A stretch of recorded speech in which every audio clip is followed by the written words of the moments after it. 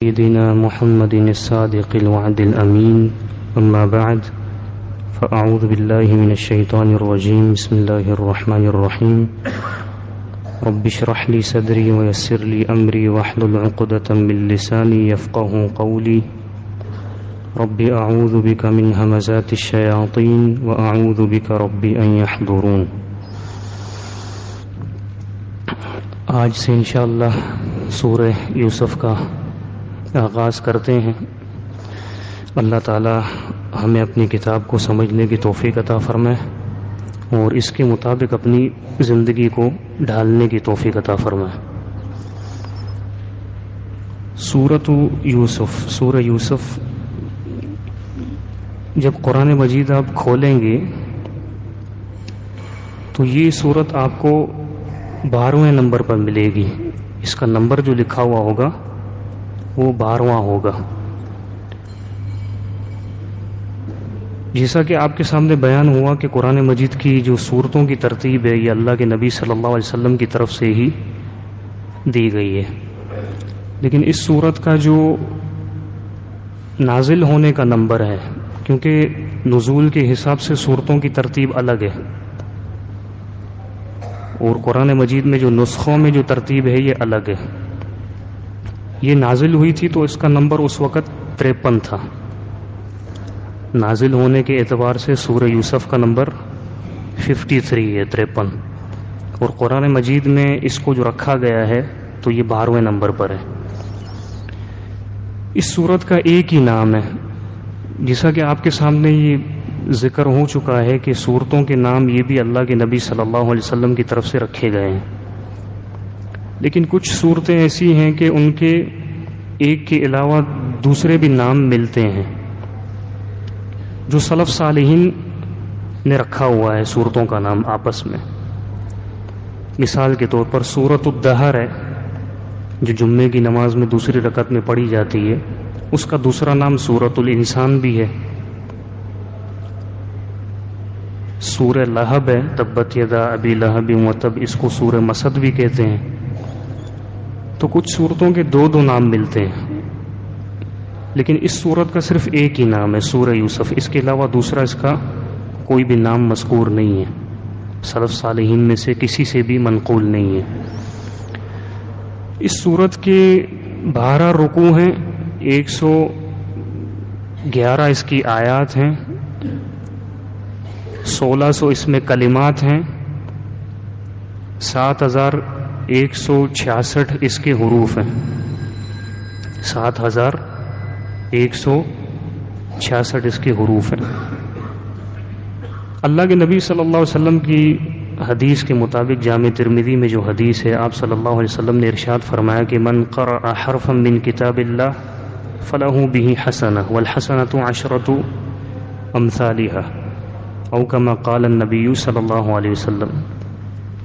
آپ نے فرمایا کہ اللہ کی کتاب میں سے کوئی بندہ ایک حرف پڑھے گا تو اس ایک حرف کے بدلے ایک نیکی ہے، اور ایک نیکی 10 نیکیوں کے برابر ہے۔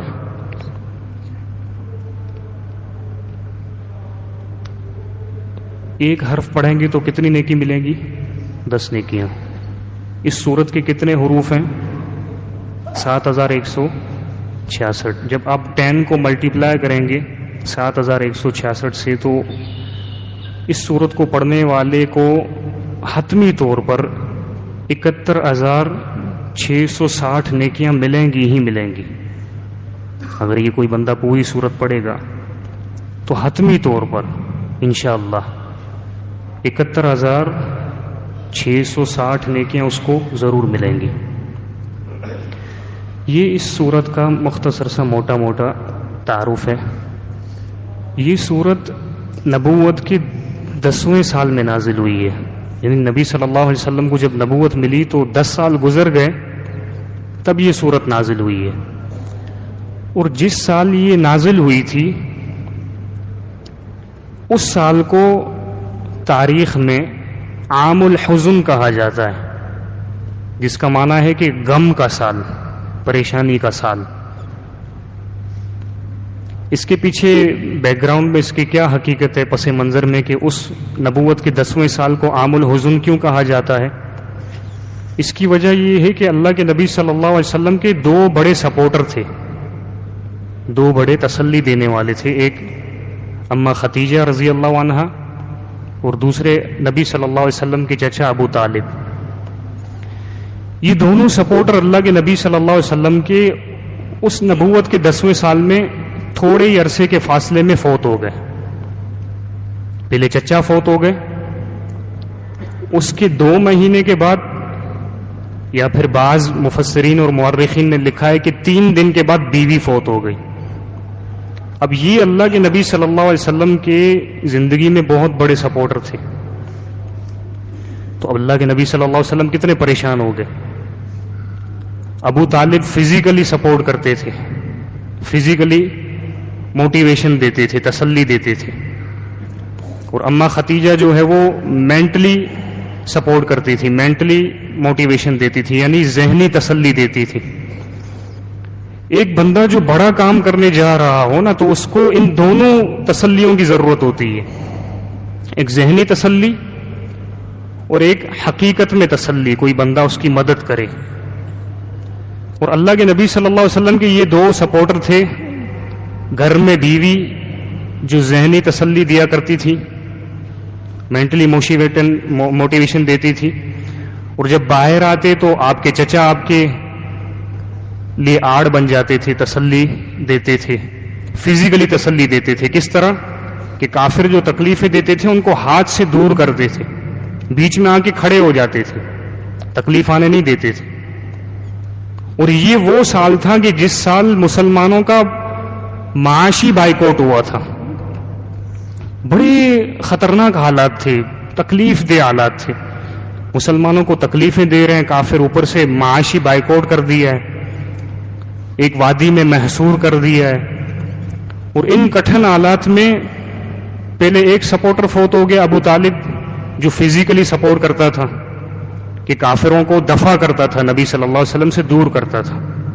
اور اس کی ایک مثال یہ بھی ملتی ہے کہ اللہ کے نبی صلی اللہ علیہ وسلم جب رات کو سونے جاتے تو ابو طالب اللہ کے نبی صلی اللہ علیہ وسلم کو کہتے کہ آپ اپنے بستر پر سو جائیں، آپ اپنے بستر پر سو جائیں، تاکہ سارے کافروں کو لگے کہ آپ اپنے بستر پر سو گئے۔ جب پورا قبیلہ سو جاتا تو اللہ کے نبی صلی اللہ علیہ وسلم کو چھپ کر ابو طالب اٹھاتے اور اپنے بیٹوں یا بھتیجوں میں سے کسی کے بستر پر سلاتے، اور اپنے بیٹے یا بھتیجے کو اللہ کے نبی صلی اللہ علیہ وسلم کے بستر پر سلاتے، تاکہ کوئی حملہ کرنے آئے تو کس پر حملہ ہو؟ میرے بیٹے یا بھتیجے پر ہو، لیکن محمد صلی اللہ علیہ وسلم جو میرا بھتیجا یہ اس پر نہ ہو۔ کتنا سپورٹ کرتے تھے۔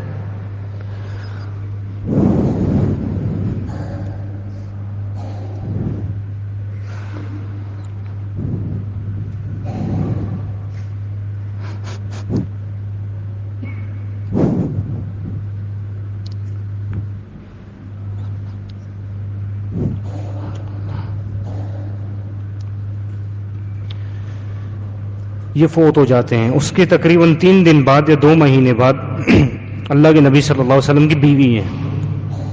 اب دیکھیں، باہر انسان کو سپورٹ کی ضرورت ہوتی ہے، جب گھر میں وہ جاتا ہے تو اس کے لیے گھر میں بھی ایسی تسلی چاہیے کہ اس کو ذہنی سکون ملے۔ 3 دن کے بعد یا پھر 2 مہینے کے بعد اللہ کے نبی صلی اللہ علیہ وسلم کا یہ سپورٹ بھی ہاتھ سے نکل جاتا ہے، فوت ہو جاتی ہیں۔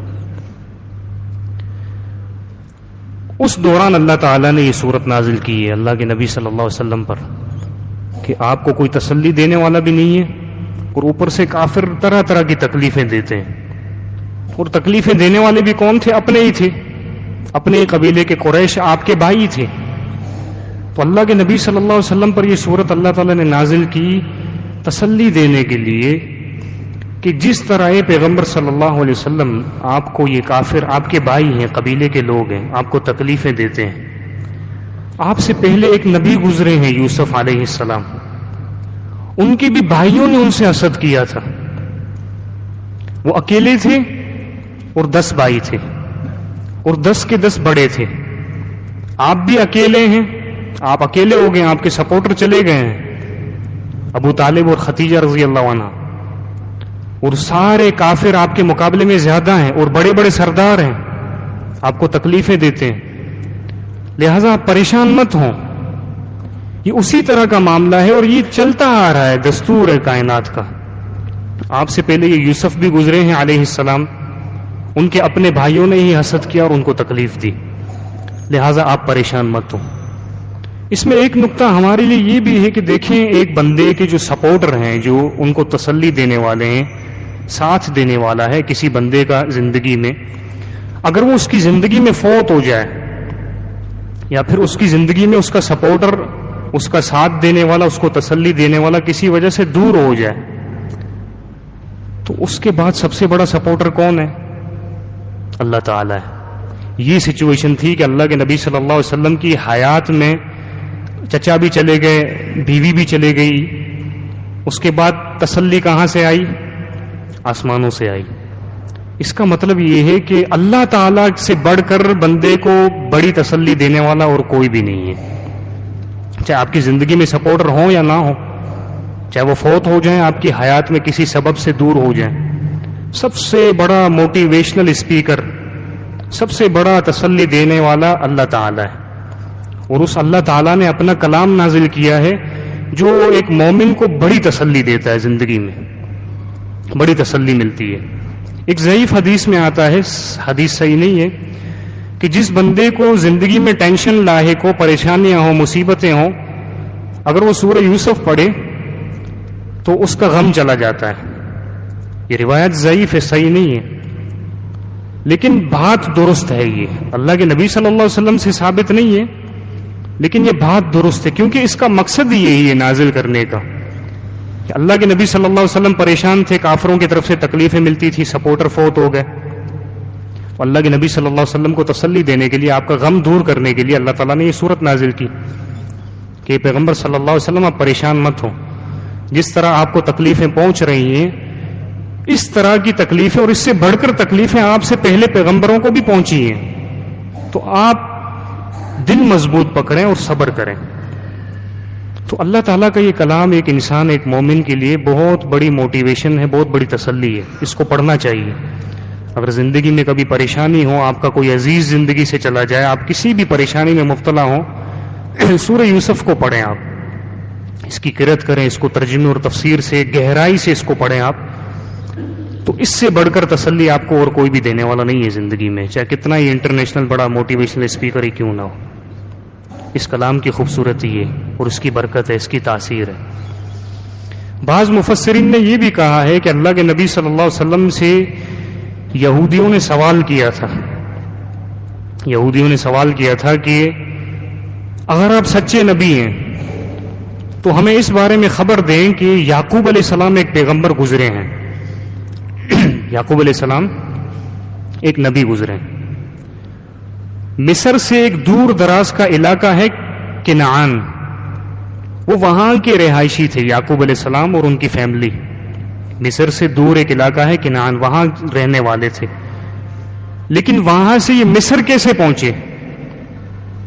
رہائشی اصل یہ کنعان کے تھے، لیکن بعد میں وہ مصر میں پہنچے. وہ کیسے پہنچے؟ اگر آپ سچے نبی ہیں تو ہمیں خبر دیجئے. تو اللہ تعالیٰ نے اس کے جواب میں بھی سورہ یوسف نازل کی ہے. تو یہ دونوں حالات بن سکتے ہیں، دونوں سچویشن بن سکتی ہیں. ایک طرف اللہ کے نبی صلی اللہ علیہ وسلم کو تسلی دینا مقصود تھا، اور دوسری طرف یہودیوں کو جواب دینا مقصود تھا کہ یوسف علیہ السلام، یعقوب علیہ السلام اور ان کی پوری فیملی کنعان سے مصر کیسے پہنچی ہے. آپ اس سورت کو پڑھیں گے تو آپ کو پورا ڈیٹیل میں ملے گا کہ کیا کیا ہوا تھا اور کس کس طرح یعقوب علیہ السلام کی فیملی کنعان سے مصر پہنچی تھی. تو یہودیوں کا اس کا جواب مل گیا، اور اللہ کے نبی صلی اللہ علیہ وسلم کی نبوت کی صداقت ثابت ہو گئی کہ واقعی میں یہ سچا نبی ہے، یہ اس نے درست خبر دی ہے. اب اس سورت کا مقصد کیا ہے؟ ایک تو مقصد یہ تھا، اس کا مقصد اعلیٰ اللہ کے نبی صلی اللہ علیہ وسلم کو تسلی دینا، اور اسی طرح ہمارے لیے بھی انڈائریکٹلی تسلی ہے. اصل میں ڈائریکٹ تسلی کس کو تھی؟ اللہ کے نبی صلی اللہ علیہ وسلم کو، اور انڈائریکٹلی ہمیں بھی تسلی ہے. ہمارے لیے بھی یہ قرآن مجید ہے کہ کبھی زندگی میں اگر پریشانی لائق ہو تو سورہ یوسف پڑھ لیا کریں. انشاءاللہ اللہ تعالیٰ آپ کو ضرور بھی ضرور اس سورت کے پڑھنے کی وجہ سے تسلی دے گا آپ کو، اور آپ کے غم کو دور کرے گا. اس کا مقصد کیا ہے سورت کا؟ اس کا مقصد یہ ہے کہ ایک مومن خاص طور پر نوجوان کی زندگی کیسی ہونی چاہیے. ایک مومن خاص طور پر ایک نوجوان کی زندگی کیسی ہونی چاہیے؟ اس کی پوری زندگی صبر اور تقوی سے لبریز ہونی چاہیے. اس کی پوری زندگی تقوی سے اور صبر سے لبریز ہونی چاہیے. یہ اس صورت کا مقصد ہے. کیونکہ زندگی میں بہت سے ایسے مرحلے آتے ہیں جہاں پر سوائے صبر کے اور کچھ بھی نہیں آتا. زندگی میں بہت سے ایسے مرحلے آتے ہیں کہ جہاں پر سوائے صبر کے ہم کچھ بھی نہیں کر سکتے. تو ایک مومن خاص طور پر نوجوان کو بہت ہی زیادہ صبر کا مظاہرہ کرنا پڑتا ہے. آپ دیکھ لیں سورہ یوسف کو موٹا موٹا میں آپ کو بتا دوں. بچپن میں بھائیوں نے کیا کیا؟ باپ کی محبت سے دور کیا. ایک مصیبت. چھوٹے تھے، بھائیوں سے لڑ تو نہیں سکتے تھے، سوائے صبر کے کچھ نہیں کر سکتے. اٹھا کے کنویں میں پھینک دیا. چھوٹے تھے، بھائیوں سے نہیں لڑ سکتے تھے کہ ہاتھا پائی کر کے اپنی جان بچا کے باپ کے ساتھ بھاگ جائیں. بھائیوں نے اٹھا کے کنویں میں پھینک دیا. مصیبت. اب کنواں کوئی 2-4 فٹ کا نہیں ہوتا. کنویں کی اپنی گہرائی ہوتی ہے کہ اگر لمبے سے لمبا بندہ بھی اگر کنویں میں گر جائے تو وہ اوپر نہیں آ سکتا. اب بے بس ہو گئے. اب سوائے صبر کے اور کچھ بھی نہیں ہے. اتنے میں ایک قافلہ آیا. قافلے نے ڈول جو چھوٹی سی بالٹی نما بنا ہوا ہوتا ہے پانی نکالنے کے لیے، وہ نیچے بھیجا. تو یوسف علیہ السلام نے اس کو پکڑ لیا اور اوپر آ گئے.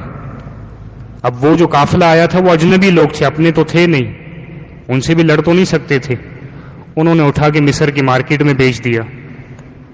جس کے ہاتھ میں آئے وہ مصر کا بڑا عہدیدار تھا، اس سے بھی نہیں لڑ سکتے تھے، جان بچا کے نہیں بھاگ سکتے ہیں. شہر چھوڑ کر اپنے علاقے کو نہیں بھاگ سکتے ہیں، کمزور ہیں. اس بندے نے یوسف علیہ السلام کو مارکیٹ سے خریدا، اپنے گھر میں لے گئے. اب گھر میں ایک اور آزمائش.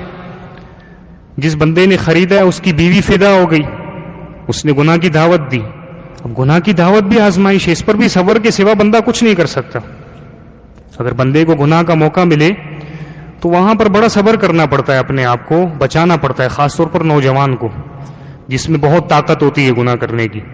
اب وہاں پر بھی صبر کیا. اب عورت نے پھنسا دیا، الزام لگایا کہ میری خواہش پوری نہیں کی لہٰذا جاؤ اس کو جیل میں بھیجو. اب جیل میں چلے گئے، سلاخوں کے پیچھے ہیں. اب یہاں بھی صبر کے سوا کچھ بھی نہیں ہے. کئی سال گزر گئے. پھر جب کئی سال گزر گئے ایک موقع ملا کہ شاید رہائی ہو جائے. وہ موقع بھی ہاتھ سے چلا گیا. اس کے بعد بھی 3 سے 10 سال مزید اور جیل میں رہنا پڑا. اب کتنی مصیبت ہے، کتنی پریشانی ہے. تو زندگی میں بہت ایسے مرحلے آتے ہیں کہ جہاں سوائے صبر کے بندہ اور کچھ بھی نہیں کر سکتا. تو ایک مومن کی اس صورت کا مقصد یہ ہے کہ زندگی مکمل صبر سے لبریز ہونی چاہیے اور تقوی سے بھی لبریز ہو. ایسا نہ ہو کہ زندگی میں گناہ کا موقع ملے تو وہ یہ دیکھے کہ مجھے یہاں پہ کوئی جاننے والا نہیں ہے، پہچاننے والا نہیں ہے. یوسف علیہ السلام مصر میں تھے، کون پہچانتا تھا، کون جانتا تھا. چاہتے تو اس عورت سے بدکاری کر لیتے، بدنامی تو نہیں ہوتی نا، کیونکہ بدنامی وہاں ہوتی ہے جہاں پہ نام ہو. جہاں پہ بندے کا نام ہو وہاں پہ بدنامی ہوتی ہے نا. جہاں پہ بندے کو پہچاننے والا نہیں ہے وہاں پہ بدنامی کا خطرہ نہیں ہوتا. تو چاہتے تو گناہ کر بیٹھتے، لیکن وہاں پر بھی صبر کیا، جیل میں صبر کیا، گزر گئے. کرتے کرتے کرتے کرتے پھر جا کے اللہ تعالیٰ نے طاقت دی اور ایک عہدے پر فائز کیا.